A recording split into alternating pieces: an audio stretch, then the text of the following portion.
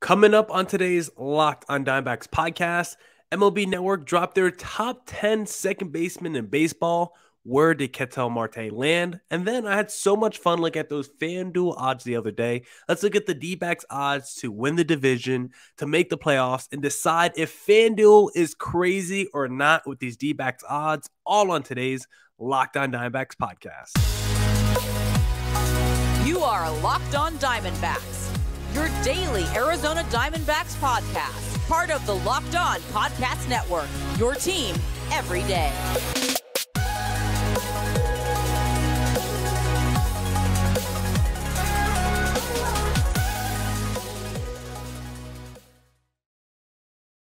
Welcome into the Locked on Diamondbacks podcast, part of the Locked on Podcast Network, your team every day. You're listening to who? Always charismatic host of this podcast, Millard Thomas. I'm a multimedia journalist and I'm a graphic designer, so please go check out my website, millardthomas24.myportfolio.com. I like to see my latest work, from my packages to my articles to my photos and my graphic design. If you want to see more content by me, just follow me on Twitter at CreatorThomas24 for my personal account, or just look up Locked on Diamondbacks, both Twitter, Instagram for the podcast handle. And of course, thank you for making Locked on Diamondbacks your first listen every day. Special shout out to Ethan Taylor. His father hit me up saying it's his son's favorite podcast to listen to on his drive to school. That just warmed my heart so much getting that message. So shout out, number one Diamondbacks listener, Ethan Taylor. Thank you for making Locked on Diamondbacks your first listen every day. Please continue to make it your first listen every day. You can do that by hitting subscribe on the Locked on Diamondbacks YouTube channel, and of course, following us on all your podcasting platforms. And let me mention, today's episode is brought to you by Fanduel Sportsbook, the official sportsbook of Locked On. Make every moment more. Visit fanduel.com/lockedon today to get started. And speaking of Fanduel, I had so much fun doing that exercise with Sully Baseball the other day, going through the MLB futures for awards and deciding the best value. So I want to look at Fanduel again because they dropped their odds for win totals, over-unders there, and odds to make the playoffs, odds to win the division. So I want to look at some of those odds for the D-backs and decide if Fanduel is off their rocker or if I need to go place some money down. And I first want to talk about the over-under for the D-backs according to Fanduel, because right now, according to Fanduel, the D-backs over-under on win totals for the season is 74.5. And if you need to be reminded, last year, the D-backs finished 74-88. So basically, do you think the D-backs are going to replicate the exact same season than last year? Well, I'm going to make the case as to why I think you should pound the over. Right now, the under is better value at plus 100, but I would rather take the minus 122 and hit the over, because I think the D-backs are going to go over 74.5 wins. I'm not saying the D-backs are going to win 95 games last year, but the D-backs win 77 games next year, 78, even 500. I would not be surprised at all, because I think there's a few reasons why the D-backs could improve on their record from this past season and be a fringe wildcard contender, at least make it interesting the last couple of weeks, because like I said, the D-backs last season won 74 games already. So they just have to win one more games than last year just to win the bet. So that's not a crazy statement to make when you just look at it like that. One more win than last year, the D-backs cash your bet? Yes, please. Or how about this? Last season, the D-backs first half, it was all right. They were okay in the first half, but in the second half of last season, the D-backs really heated up after the All-Star break. After the All-Star break, they were only 2 games below 500. I think they were like 34-36 the second half of baseball. And even though they had a below 500 record, they had a plus 15 run differential. Now, that's not an insane run differential by any mark, but still, plus 15 is still pretty impressive when you think about it in total. When you think about it for a whole half, that's very impressive. Like the Giants were a 500 team last year, and they were plus 19 on the season. So plus 15 over the course of a full season, you probably are winning 77, 78 games, and once again, hitting that over of the 74.5. Another reason why I think the D-backs are going to crush this win total is because think about how bad the D-backs are the last couple seasons against their own division, right? When you think about the D-backs against the NL West, it hasn't really been pretty. Like, we know the Colorado Rockies aren't a very good baseball team. I think the D-backs were still 9-10 against the Colorado Rockies last year. They were 10-9 against the Giants, and then they were both 5-14 against the Los Angeles Dodgers and the San Diego Padres. So in total, they were 29-47 against the NL West. Their division ran through the Arizona Diamondbacks. But now, with the new rule changes in 2023, the D-backs are going to be playing their division a lot less, which should hopefully lead to a few more wins, because against the rest of Major League Baseball last season, the D-backs were 45-41 against the rest of the MLB. Again, that's not a fantastic number. That's not elite, but 45-41 over the course of a full season. Once again, right under 80 wins. So there's a whole bunch of indicators showing you that the D-backs were already a 74-win team last year, and there's more than enough indicators showing you that they should, and I think probably will, go over that mark this season. And just outside of just talking numbers, you could just talk about the players, right? You're going to get a full season of the favorite for Rookie of the Year, according to Fanduel, in Corbin Carroll. We saw what he did in that small sample size last year. Corbin Carroll for a full season, that kind of dynamic player. Have we seen a player like that next to Ketel Marte during his tenure with the D-backs outside of like a Paul Goldschmidt? Corbin Carroll might be the most dynamic player the D-backs have ever had. When I say dynamic, that doesn't mean the best. Paul Goldschmidt's the best player that they've had in since Luis Gonzalez. But in terms of being dynamic, in terms of getting on base, stealing bases, hitting for power, tracking down fly balls like it's nothing, setting your teammates up, driving people home, scoring runs, in terms of being able to do so many different things on the baseball diamond, Corbin Carroll might be the most dynamic player the D-backs have had in over 20 years, if not longer, if not ever. When I look at the catcher position, yeah, Carson Kelly's still there, but there should be a whole lot more upside with Gabriel Moreno, who is considered a stud offensive catcher, still super young, still doesn't have a super large sample size, but what we did see from him in Toronto, very promising. And I do hope, and I am manifesting that having Moreno there puts the extra pressure on Carson Kelly, and I'm hoping the pressure doesn't break Carson Kelly, and with his back against the wall, actually steps up and performs and says, hey, if I want to keep this starting job full-time in Arizona, I got to beat out Gabriel Moreno, or if I at least want to get traded to a good team and not just be a salary dump or get, some kind of other transaction, then I need to play well. So I'm hoping with Moreno behind him, it puts a little bit more pressure on Carson Kelly to perform well. And just speaking of the other young guys, like all the young pitchers that the D-backs are going to parade through the rotation with the Ryan Nelsons and the Dre Jamesons and the Brandon Fatts and maybe the Blake Walstons. Like, I think the rotation should have some extra life. Like, I think eventually Madison Bumgarner will get phased out the rotation this year. Zach Davies will get some starts, but you might see a whole bunch of young starters in this rotation. I think Tommy Henry is still going to get a look or two in that rotation as well. Even though I'm not a big Tommy Henry guy, at least he's still a pretty young pitcher. And some of those young starting pitchers that are going to parade through the rotation, some of them are also going to go into the bullpen. If Ryan Nelson struggles a little bit to start the year, or maybe they just want to give another look at one of those young starting pitchers like a Brandon Pfaadt, they might just put Ryan Nelson in the 7th inning role or the 8th inning role and try and make him a high leverage reliever. So I just love all the things that indicate the D-backs are going to go over. Even if you want to get crazy with it, one of the new rules for next year, bigger bases, D-backs going to have one of the best team speeds in all of Major League Baseball. Got the fastest player in baseball in Corbin Carroll. Got another top 10 fastest player in baseball in like I think Jake McCarthy's top 10. Alec Thomas is like top 25. Gabriel Moreno's quick for a catcher. Josh Rojas stole like 20 bases last year. Like, there's real potential for there to be like, 5 D-backs to steal between 15 and 35 bases next year.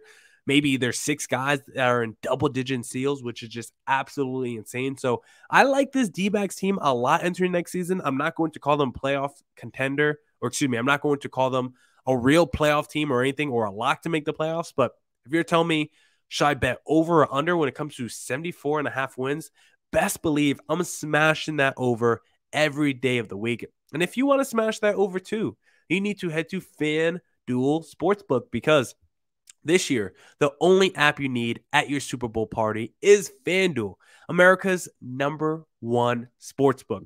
We're really excited about our new betting partner, because for Locked On, They're the number one sports book in America. That's right, Fanduel. And if you're new to Fanduel, that's even better. They have so many great features that make betting on sports fun and easy. You just download Fanduel now so you can bet Super Bowl 57 with a no sweat first bet. You'll get up to $3,000 back in bonus bets if your first bet doesn't win. FanDuel lets you bet on everything from money line to point spreads to who will score a touchdown.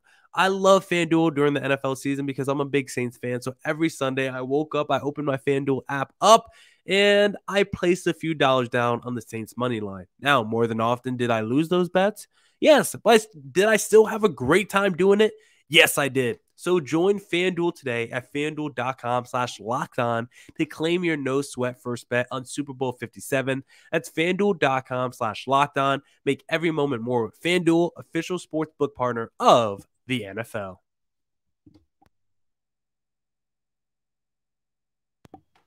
Welcome back into the Locked on Diamondbacks podcast, and apologize to anyone if I sound nasally. Dealing with a little bit of a cold, very runny nose. But I've been nuking my system with vitamin C and zinc, and so I think I'm going to be better hopefully in the next couple of days. I'm doing a little Vegas trip this week, so I'm hoping to be better for Vegas because I am going on a crazy bender starting Thursday. But enough about me and my benders. Let's get back. Excuse me. I hope you guys didn't hear that burp. Let's get back into the Locked on Diamondbacks podcast. I want to be real with you guys. If you guys heard me burp, I'm human. It happens. I want to look at another FanDuel thing because I want to look at the odds to win your division. And of course, we just care about the NL West because currently I think the division winner odds are just absolutely insane on FanDuel, especially when I look at the NL West and I look at the Dbacks because look, I understand the Dbacks being plus 4,000. You're making an insane long shot. It's not because FanDuel doesn't like the Dbacks. Maybe they don't because I think the Dbacks have the third worst odds to win the World Series, which I think is also ludicrous. But at plus 4,000, I don't think that's ludicrous because of who's in their division with the Los Angeles Dodgers and San Diego Padres, two powerhouse teams that should be competing for a World Series this year. But the thing that really gets me is not the plus 4,000 for the D-backs. It's the fact that the Giants are only plus 1,200. How can the Giants be so much closer to the Padres and the Dodgers than the D-backs are to the San Francisco Giants? I think the Giants, as I've talked about a lot, are on a very similar, if not the same level as the D-backs, because I think there's a real argument for the D-backs to be better than the San Francisco Giants, because when I just look at that Giants lineup, I'm just not that impressed. According to RotoChamp right now, this is their projected lineup and rotation. They're going to have Thairo Estrada at second base. Ketel Marte is better. You have Mike Yastrzemski in the outfield at one of the positions with the Mitch Haniger and Jock Peterson at DH, Conforto in the other outfield. So when I compare it to the D-backs, like, yeah, it might be slightly better outfield in terms of offensive upside with the Giants, but in terms of defense, the D-backs definitely got them with the Corbin Carroll, Alec Thomas combination, and Corbin Carroll can easily be the best outfielder among the Yastrzemskis and the Hanigers and the Petersons. Jake McCarthy had a breakout season last year, and Jake McCarthy was better than a Mike Yastrzemski last season. Maybe Alec Thomas progresses and gets better. If not, you still got Lourdes Gurriel out there as well, who's solid and probably as good as, definitely better than a Yastrzemski as well, too. So when I look at the outfield for the two teams, I think it's kind of a wash, too. Probably higher floor when it comes to offensive stability with the Giants, but definitely a higher ceiling, I think, when it comes to the D-backs outfield, both offensively and defensively. When I look at third base, Wilmer Flores versus Evan Longoria, we're starting the Giants' former third baseman, Evan Longoria. So I know our third baseman's better. I know Evan Longoria is old, getting a little crusty and dusty, but he's still someone that's effective, and we're only going to need him for 90 to 100 games. We're not telling Evan Longoria to play 150 games. If we get a 100-game season out of Evan Longoria where he produces like he has the last 2 years, that would be an absolute steal for the D-backs. Brandon Crawford at shortstop might be better than the D-backs shortstop. if it's not Josh Rojas, because I think Rojas is better than a Brandon Crawford at this point. Lamont Wade, Christian Walker is definitely better than him. Then Joey Bart, we just traded for the best catching prospect in baseball and still have Carson Kelly. So really, when I look at the Giants lineup, the only argument you can make that is better than the D-backs lineup is probably the outfield, where you got a little bit more stability from your Hanigers, your Petersons, your Confortos, your Strems, your Yastrzemskis. I couldn't get that name out for a second in terms of what you expect from their offense, but it's still not guaranteed. It's still not a slam dunk. And the rest of the lineup, I think, definitely leans toward the D-backs. And I look at the rotation. Logan Webb is a stud. I told Sully Baseball, I think he's a great value to win the Cy Young Award, but is he better than Zach Gallen? I don't think so. Alec Cobb, number 2. He's probably as good as Merrill Kelly. They're probably the same level of pitcher. And coming off last season, Merrill Kelly's better. Sean Manaea, number 3, more established than whoever the D-backs are going to be throwing in at number 3, unless it's Massive Bumgarner. If it's one of those young rookies, I probably like him better. I like Ross Stripling at number 4. I'll give the Giants that.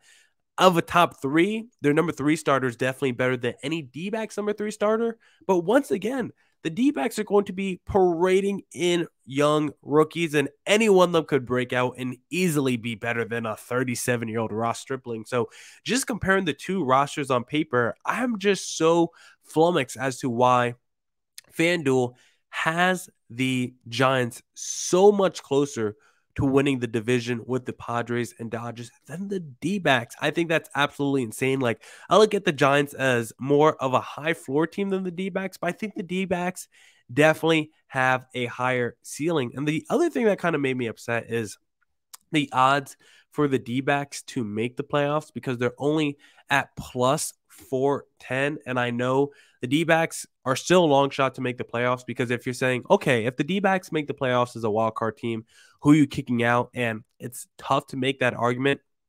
I would probably, me personally, I would probably kick out the New York Mets, the team that won 101 games, as opposed to the 2 below 90 win teams that made the playoffs. But the Padres, I think with Tatis back and Bogarts, I think they're going to be nasty this season. The Phillies signing Trey Turner, they signed Taijuan Walker, and their executive, Dave Dombrowski, he is the most aggressive guy of maybe any front office member. So he will definitely be in the mix to make a move. Now, you could say Bryce Harper is going to miss half the season. So I wouldn't argue if you think Phillies are the team that's going to miss the postseason, but the Mets are just putting so many eggs into the Verlander and Scherzer basket. And I get it. Both of those guys are still 2 of the top 5 pitchers in baseball, but they're also at the point in their careers where they can fall off at any moment, either due to poor play because of age or due to injury because of age. So I would pick the Mets to be the team to miss out on the playoffs. Or also the New York Mets. There's just some kind of curse there where it feels like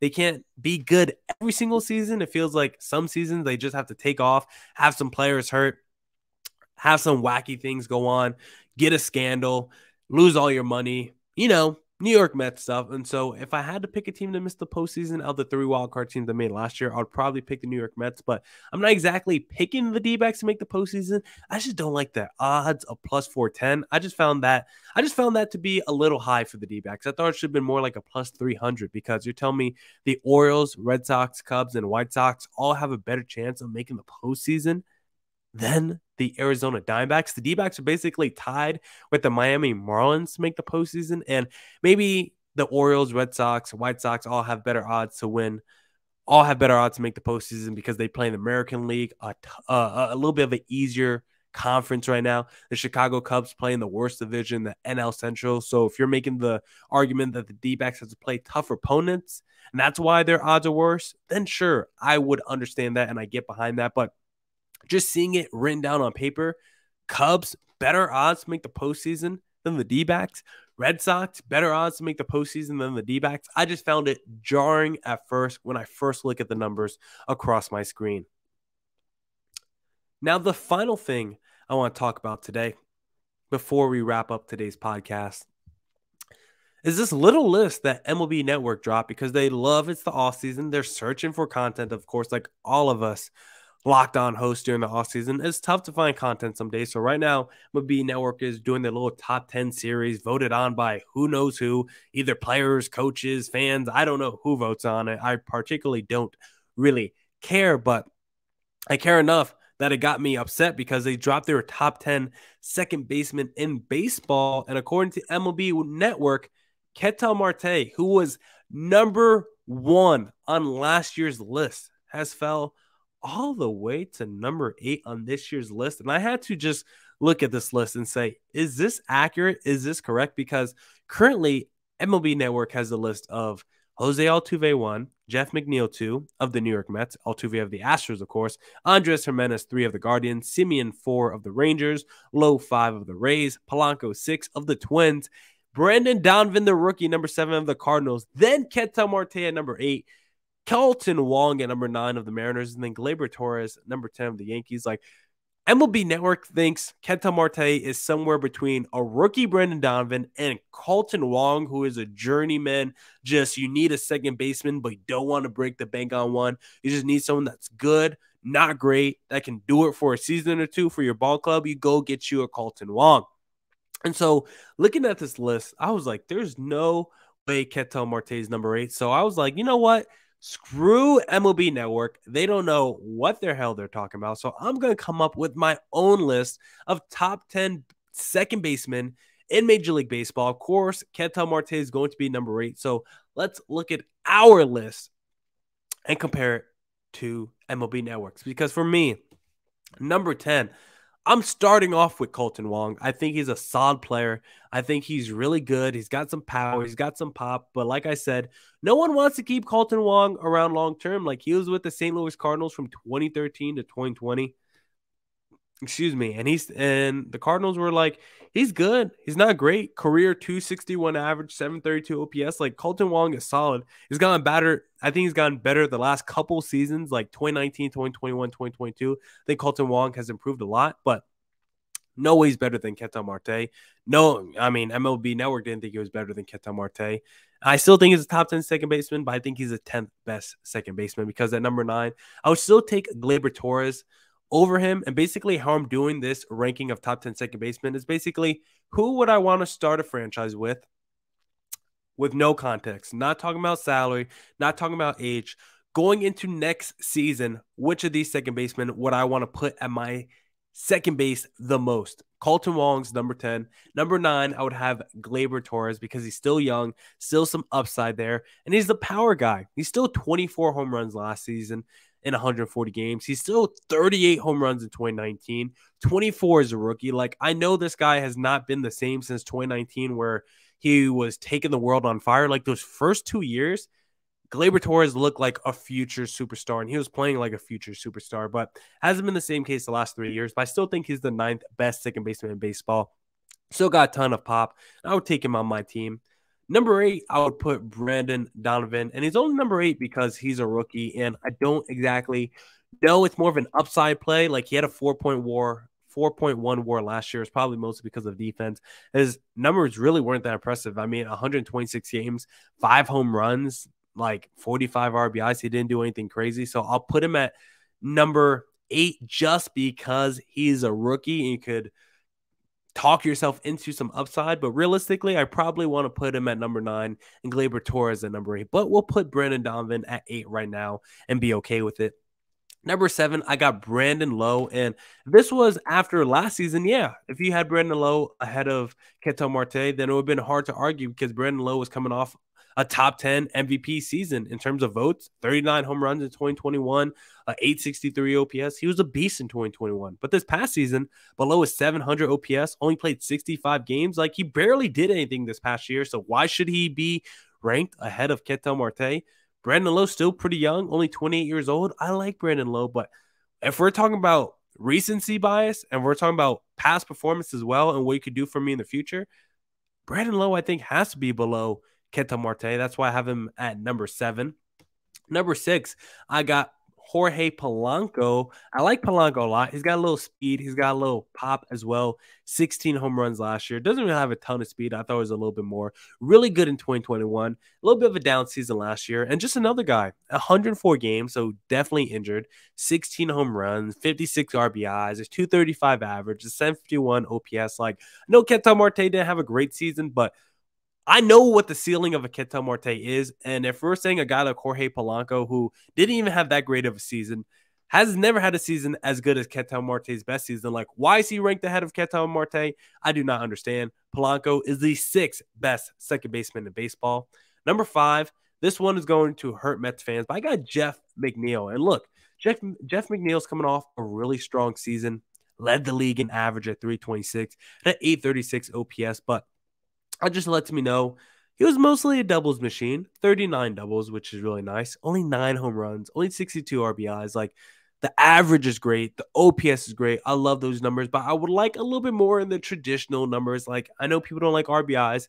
If you're batting 326 with 836 OPS, I expect like 70 plus RPIs. He played 148 games. Can I get double-digit home runs? I don't think that's crazy to ask for. Jeff McNeil had a really good season. He deserved to be an all-star last year, but he's not better than the best version of Ketel Marte. Now, like I said, if we're combining recency bias, what we did last season, also combining past performance and what we could do for me next year of the rankings of players who I want the most, I think Ketel Marte at number 4 here is really good because Ketel Marte is coming off the really down season because you look at his numbers one more time, a 240 average, a 727 OPS, really bad, 12 home runs, 137 games. Nothing about Ketel Marte's season last year is impressive, but only 29 years old. I think he's going to bounce back, but he clearly, I don't think, can be ahead of these next 3 guys, at least for right now. If you're saying which second baseman do I want to take to start my team, because at number 3, I got Andres Jimenez, who was coming off a breakout season last year. Fantastic, a near 300 average, 837 OPS, 17 home runs, 20 stolen bases, 6 in MVP voting, Gold Glove winner. Just a fantastic season overall. Definitely a better season than Ketel Marte last year. Super young, 24 years old, produced a 7.4 WAR last season. He's clearly ahead of Ketel Marte in these rankings right now. Number 2, I would have Marcus Semien, who I think is primed for a huge year. I think he's going to, like how Lindor struggled his first year in New York and then had a great season his second year. I think the same case is going to be said for Marcus Semien, who, even though he had a little bit of a down year, because a 248 average and 733 OPS is not that good. Not what you paid for if you're the Rangers. He still had 26 home runs, 25 stolen bases, and played 161 games. So he played as many games as you could want, stayed healthy, can still produce over the fence power, can still steal some bases. I think he's going to bounce back and get a 800 plus OPS probably this season and probably look like a borderline MVP candidate because this is someone that was 3rd in MVP voting in 2021 and 3rd in MVP voting in 2019 as well. So Semien at number 2, I think, is definitely fair when you combine all the factors I've talked about. Then number 1, very easily, has to be Jose Altuve. Had the best numbers of any second baseman last year. Once again, won the World Series, 300 average, 921 OPS just last season. 33 years old, and last season also 28 home runs, 18 stolen bases, 5th in MVP voting. Jose Altuve is a stud and definitely deserving number 1, but redoing the rankings, MLB Network, number 8 for Ketel Marte, absolutely crazy. In my rankings, I think he should sit firmly in the number 4 position. Now, excuse me. Now, that's it for this edition of the Locked On Diamondbacks podcast. Thank you to everyone who tuned into today's podcast. Come back next week for more Diamondback news, coverage, and insight. Thank you for making Locked On Diamondbacks your first listen every day. Make your second listen of the day the Locked On MLB Prospects podcast with host Lindsey Crosby, a walking prospect encyclopedia. Catch him on all your streaming platforms. And of course, as always, stay safe, stay healthy. Doses.